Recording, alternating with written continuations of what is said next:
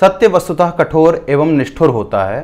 सत्य सुनकर लोगों की मधुर धारणाएं टूटना स्वाभाविक है। ऐसा ही हुआ अपवर्ड की एक पोस्ट पर, जहां डॉक्टर अंबेडकर घोष कर रहे हैं कि बौद्ध धम्म माने सबको समान अधिकार देने वाला जाति विहीन समाज। परंतु बुद्ध ने तो कभी किसी जाति विहीन समाज की परिकल्पना की ही नहीं, बल्कि वे तो समाज में जातीय स्थिरता के पक्षधर थे। बड़े दुख के साथ कहना पड़ रहा है कि अंबेडकर और अंबेडकरवादियों द्वारा दशकों से मचाए गए झूठ के कोलाहल में सत्य कहीं दबसा गया है। पाली में लिखे गए बौद्ध ग्रंथ मध्यम निकाय के मथुरा सूत, कर्णकथला सूत, असल्यान सूत तथा विनय पिटक के चुल्लवग्गा आदि में 4 वर्ण चतो वर्णम क्षत्रिय ब्राह्मण वैश्य शूद्र को मान्यता दी गई है। इतना ही नहीं, कर्णकथला सूत में तो क्षत्रिय और ब्राह्मणों को अन्य जातियों से श्रेष्ठतर बताया गया है। दवे वर्णा अगम अख्यायंती, अर्थात यह जातियां श्रेष्ठ हैं, इसलिए अन्य जातियों द्वारा सत्कार किए जाने योग्य हैं। अंगुत्तर निकाय में बुद्ध विदित करते हैं कि जन्म के आधार पर मानव क्षत्रिय ब्राह्मण वैश्य शूद्र चांडाल पुक्कुश होते हैं। विनय पिटक में उद्धृत वाक्यांश जातीय नाम गोत्रेण, दीघ निकाय में जातितो नमतो गोत्ततो तथा सुत्त निपात में जातिददो या स्पष्ट करते हैं कि बुद्ध भी जाति जन्मना ही मानते थे। सुत्त निपात के पब्बजा सुत्त में आनंद गौतम बुद्ध के संन्यास धारण का वर्णन करते हुए बताते हैं कि बिंबिसार बुद्ध से प्रश्न करता है, वर्णारोहणा संपन्नो जातिमा विया खत्तियो, अर्थात वर्ण और डील डॉल से आप क्षत्रिय प्रतीत होते हैं। बुद्ध उत्तर देते हैं, मैं सूर्यवंशी क्षत्रिय हूं और मेरा कुल शाक्य है। असल्यान सूत्र में बुद्ध कठोर उदाहरण देकर समझाते हैं कि अगर घोड़ी का संबंध गधे से होगा तो टट्टू ही पैदा होंगे। उन्होंने रक्त की शुद्धता जातिवाद के लिए अत्यावश्यक बताया है। सिद्ध होता है कि बुद्ध जाति स्थिरता के पक्षधर थे। अंगुत्तर निकाय में बुद्ध ब्राह्मणों की अंतर जाति विवाह करने के लिए तीक्ष्ण आलोचना कर रहे हैं।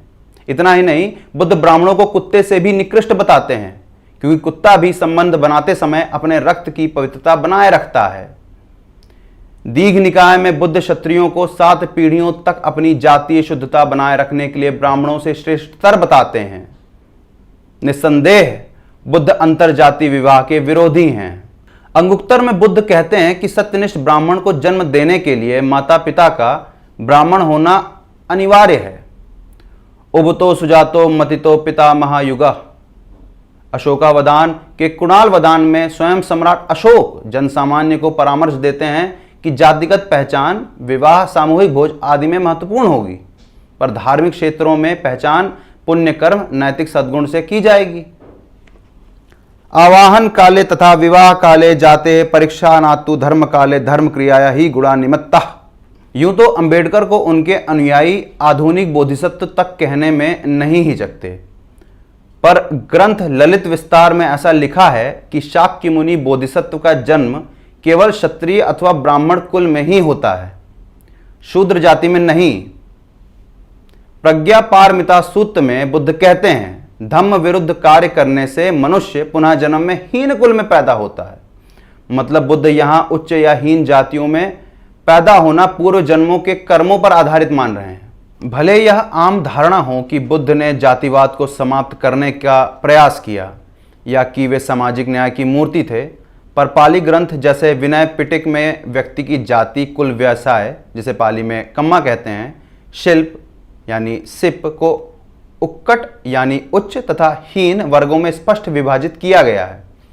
इन्हीं ग्रंथों में खत्तिय यानी क्षत्रिय और ब्राह्मणों को उत्कट यानी उच्च जाति तथा चांडाल वीणा निषाद रथाकार चर्मकार को हीन जाति में कहा गया है।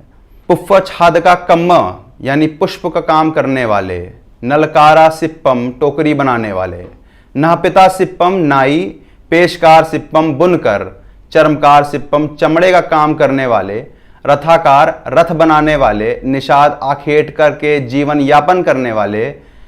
बौद्ध ग्रंथों में इन सारे कार्यों को हीन कहा गया है तथा कृषि वाणिज्य गोरख यानी पशुपालन इन जैसे कार्यों को उच्च कहा गया है।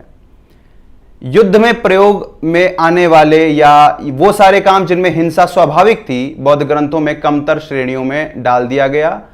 आपको जानकर हैरानी होगी कि बौधायन या भारद्वाज जैसे ब्राह्मण ग्रंथों में या तत्कालीन वैदिक समाज में इन सारे कार्यों को हीन नहीं समझा जाता था, अपितु रथाकार जैसे शिल्पियों को उपनयन का अधिकार भी था। विश्वकर्मा जातियों के उत्कृष्ट कार्यों, मंदिर भवन, स्थापत्य कला आदि पर कास्ट इन स्टोन की लेख श्रृंखला में बृहद चर्चा की गई है, जिसका लिंक नीचे डिस्क्रिप्शन में मिल जाएगा, आपको पढ़िएगा। फिर से ध्यान देने योग्य बात यह है कि बुद्ध संसार के व्यवस्थित संचालन के लिए चातुर्वर्ण की उपयोगिता मानते हैं, पर संघ की शरण में आए संसार से विरक्त भिक्षु की जन्मना जाति का कोई मूल्य नहीं होता।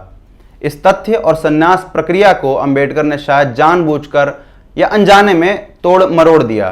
तार्किक, नैतिक, न्यायप्रिय धर्म की तलाश करते करते डॉक्टर अंबेडकर 15 अक्टूबर 1956 को सामूहिक रूप से अपने सहस्त्र शिष्यों के साथ हिंदू धर्म का त्याग कर बुद्ध धर्म को अपना लिया।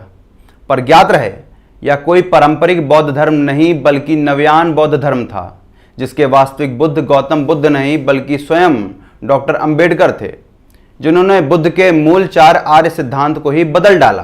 कई बार अंबेडकर के लेखन सत्य से इतने दूर हो जाते हैं कि कहना पड़ता है, are you serious doctor Ambedkar. नीचे लिंक है, अवश्य पढ़िएगा।